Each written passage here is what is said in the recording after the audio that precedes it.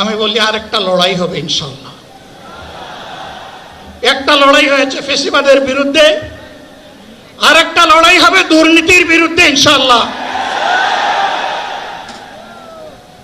এই দুর্নীতির মূল উৎপাটন করার জন্য যা দরকার, আমরা তারুণ্য এবং যৌবনের শক্তিকে একত্রিত করে সেই লড়াইয়েও ইনশাল্লাহ বিজয় লাভ করব। জামাতে ইসলামী যে দুর্নীতিমুক্ত সমাজ গড়বে তার প্রমাণ কি? তার প্রথম প্রমাণ হচ্ছে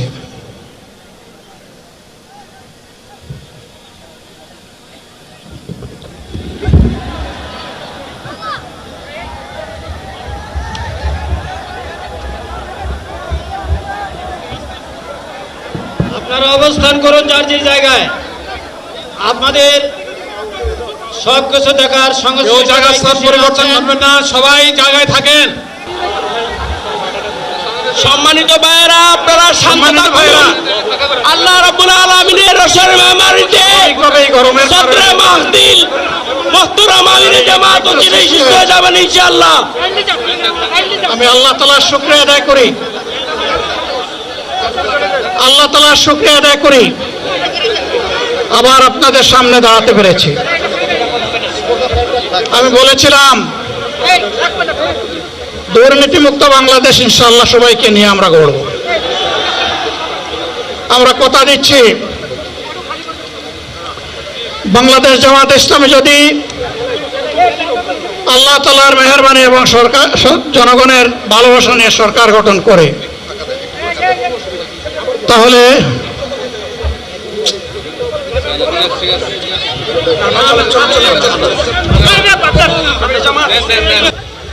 2006 সালের 28 অক্টোবর থেকে শুরু করে পল্টন গণহত্যা, শাপলা গণহত্যা, সারা দেশের গণহত্যা, পিলখানার গণহত্যা, 24-এর গণহত্যা, এই গণহত্যা যারা করেছে তাদের সকলের বিচার বাংলাদেশের মাটিতে নিশ্চিত করতে হবে।